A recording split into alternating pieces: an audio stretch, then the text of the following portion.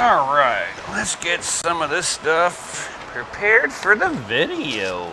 Yo. Let's go ahead and put some of the items out onto the table here. Actually, put that on this side.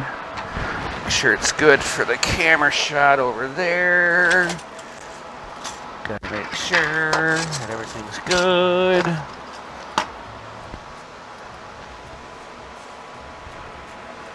Hey, wait a minute here. What are you doing here? You're not supposed to be here. This is behind the scenes setup here. Man, get back to the beginning where you belong, guys. Yo, you trying to get some sneak peeks from behind the scenes? I see how it is. I see how it is. I saw you trying to sneak in. I caught you. But without any further ado, I'm trying to make a video here. We need to get this show on the road. Yo.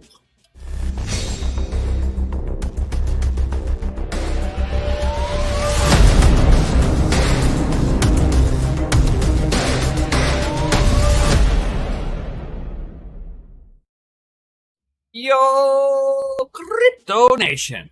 Time to get that print down. Yo. So this one will be a little bit orientated, or a lot of it orientated, all around my Ender3 version 2, guys. So I'll put some B-roll up in here right now. And so, I mean, I've already done a few upgrades on this, where I've upgraded the filament feeder, where I took the black plastic spring tensioning section off of there, put an all metal one on there that's got the nice red anodized finish, guys. Ooh, so sensual. Ooh, I love my red and black theme. It's always been my thing. Even my snowmobile is red and black. My dragster, red and black. My hot rod, well, it's green, but it's still sexy. But I'm gonna try to orientate this thing with a full red and black theme alternating. As you see here on the hotbed, that I have got the red wheels on there. That was also part of the very first video of me showing some of the stuff that I was doing to it already. I had to put that on there. Well, it came with the blue boat, the Bowden tube. So I was like, well, shit, I might as well just put these on too. Yo. A lot of fun doing that, but now it is time to do some serious upgrades. And I'm not sure if I'm going to pack this all into one video, or if I'm going to break this up into 1 or 2, maybe 3 videos. But we'll see how much I can condense down and get to that point. So without any further ado. All right, so for the upgrades that I'm going to start off with are going to be for the hot end. Hot end is always the one side that's going to give you all your problems, whether it be from clog tips all the way down to a clog in the Bowden tube itself. So basically what ends up happening is down into the hot end, the Bowden tube has to slip all the way down to the bottom of that, to the tip of the hot end. And you want it to be as flat as possible. So if they didn't cut it perfectly flat, or if you're still on the white tube that came with your machine, those are usually lower temperature tubes, where this one is good for like 300 C. The other stuff is like about 250 C, so I get a little bit of a higher temperature threshold with this, with just the tube itself. Now, you can sit there with your, especially if you got the Ender3, or any of them that use the same styled nozzle where it's got a single barbed holder on to hold the Bowden tube into the hot end. Over time, from what I've been researching like crazy over, is that, you know, the machine working back and forth, either the barbs will eventually give out, or it'll start pulling the tube up. And if it starts pulling the tube up, you're going to start getting like filament blockages at the very tip, where it's kind of hardened and, you know, solidified, and it like just makes it a bear to get any new filament to go through. You get like this little pinhole of a space to put it into. Now I've been actually with because I've been printing so much with it, I'm not sure if I originally cut the tube perfectly flat. I think I just looked at the tube and it looked like it was flat enough. But I did actually print a little jig up that you can use an X-Acto blade. If your printer extruder is pretty decent, and you've got a good, you kind of understand how your filament is set up and will print, you can get the tolerances pretty close. You don't need them like perfect spot on, but as long as you can get a blade of some sort and don't just chop these things, you don't want to dent them. But this is like the measurement between where the top of the Bowden tube needs to be, but you can also use the jig to cut the end initially square. I did not do that with this. I don't remember if I had this printed up at the time, to be honest. I think I had the file, but I didn't print it yet. And then in the process of everything, I ended up ordering a hot end to go into this. So this allows me to go even higher temp yet, because now I'm taking the Bowden tube and I'm eliminating it out of the hot end altogether. So now I can play with some higher temperature filaments and not have to worry about, oh, did I mess up the tube? Because the tube is now nestled in higher into the cooling block. Then I'd only have to worry about if I have like a runaway temperature on this thing, which it could happen, but hopefully I've got everything set up properly and I'm not going to have that issue. So I'm going to go with this. This was like $14 off of Amazon for relatively not that much. So without any further ado, I'm going to go ahead and break the hot end open, put these bad boys in there. Now you're going to want to, if some stuff seems a little stuck, you might have to initially heat up the tip to kind of loosen everything up, especially if you do have a little bit of a filament jam in the tip and it's holding on to the Bowden tube. So keep caution on that, guys, and we'll go ahead and watch this thing get taken apart real quick. All right, so we're going to have to undo the zip ties off of this, a couple of screws on the back side. So I'm going to go ahead and start off with just carefully, without cutting the wiring, actually just undo this little zip tie here, just like that. So now the electronics are now freed up. Unplug your BL Touch or your CR Touch if you have one already mounted on here.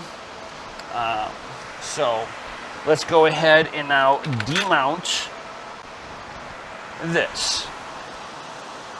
Okay, so this is how it comes apart. You can just lay this right up over here. It's got your cooling fans on there. If you're wanting to do any modifications here, now is definitely the time to do it before you put anything back together.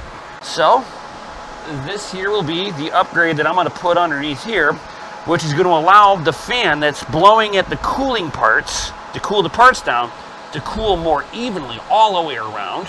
I printed this in PLA, so if you're printing stuff like ABS or anything with a high temperature, this may melt. If you're still wanting to use this with a higher temperature stuff, you might want to print it, pull this off and print it in that material. This way you can take the benefit of this and it'll hold the heat. Stuck with the Bowden tube in here. I have been having a small issue with a little bit of a clog going on with this hot end. So I'm figuring this might be the issue I've been having this whole time. Is like I was saying, I don't think I cut this flat, so it might have a little bit of leakage of filament in there, which over time, like I was saying, from what everybody that I've researched on, they were saying that causes a lot of, like, more than 50% of your clogs come from this situation. So in order to clear this up, not an issue. You're just going to have to go into some of your controls, go into the temperature. You're going to want to turn the nozzle temp on. And you're going to want to remember to turn this bad boy off as soon as the tube comes out, because you don't want to have a thermal runaway issue. You can damage stuff by letting it get too hot. Filament likes to, especially PLA. I find that as soon as I get around 150 C, usually I can pull the filament out. So we'll go ahead and we'll plop that up there, get this thing a little bit toasty, and I'm just going to give it a light little pull, just like that. And look at that, it's jammed up in there, guys. That is actually pretty bad.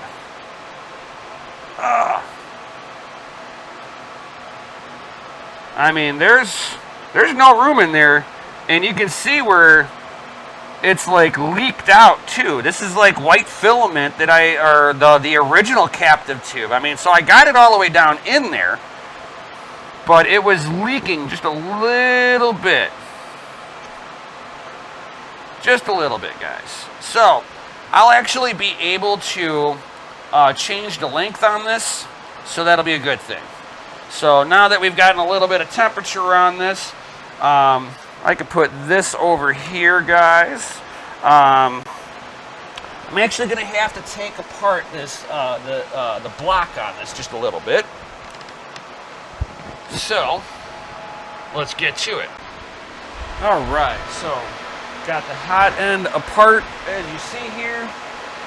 Got the old tube out of there. Where did I set that bad boy down to? It was right over here. All right, so here's the original tube, and here's what I'm putting back on.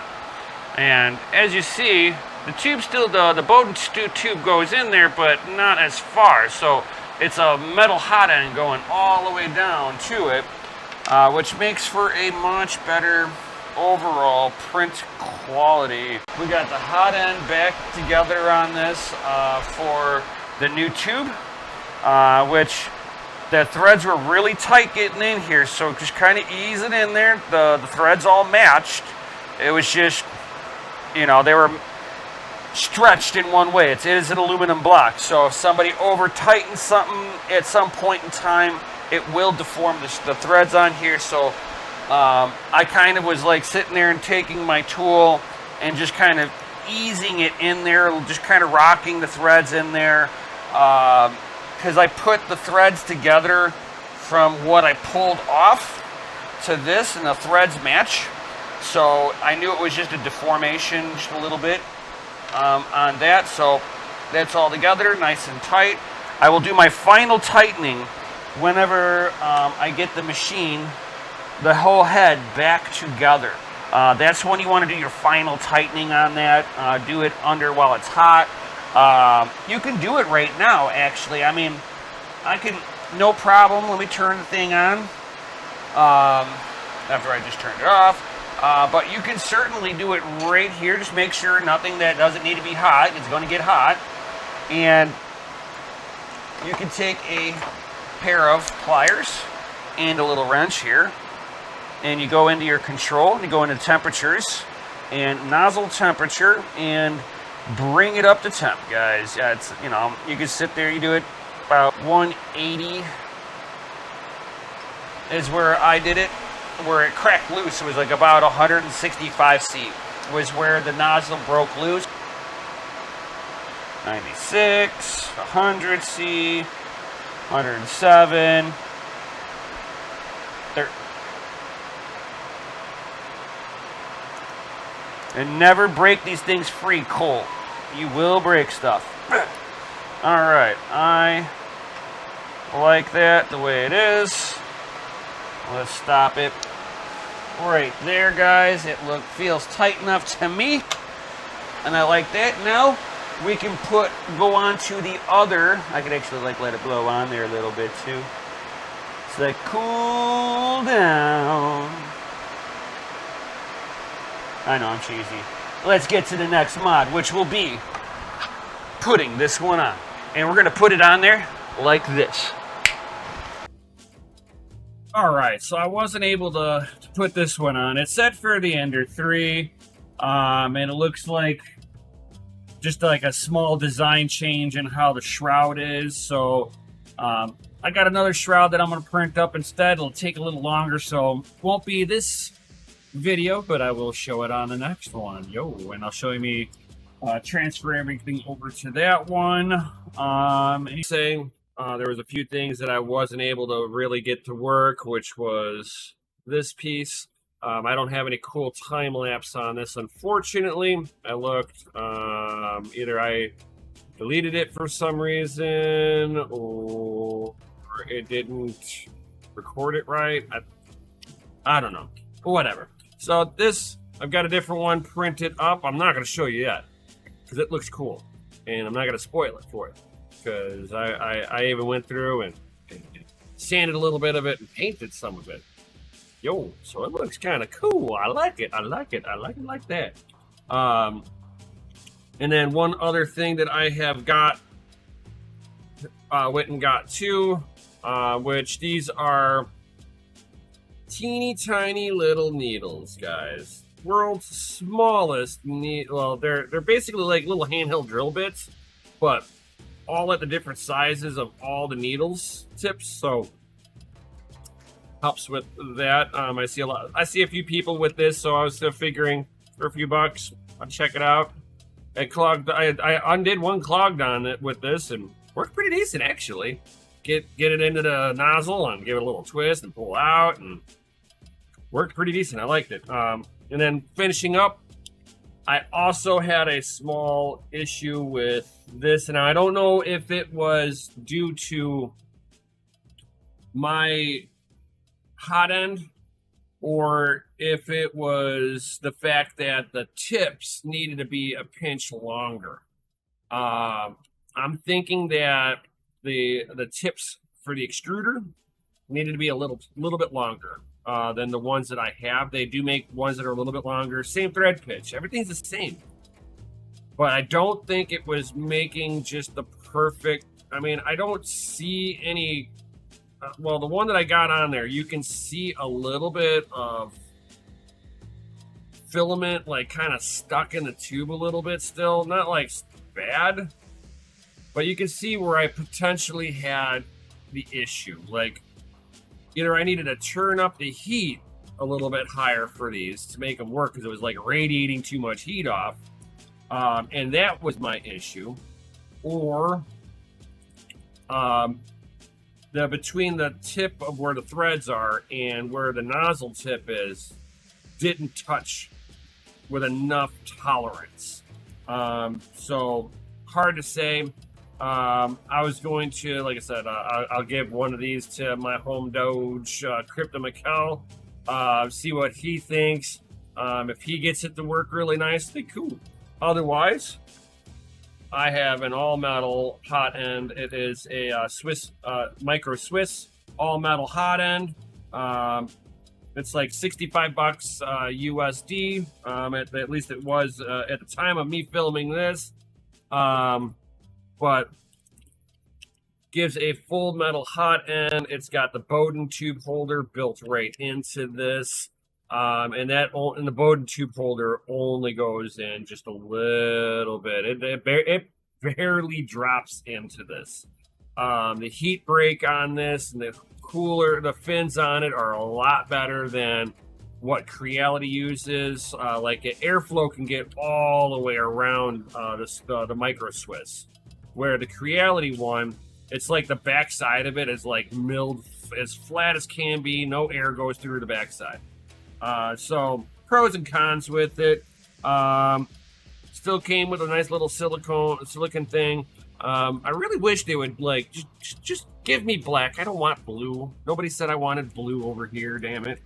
So I'll be doing a video on that coming up soon here. But as of right now, this is going to be like a series of upgrades. I'm going to try to keep these, like I said, to that 20-minute session.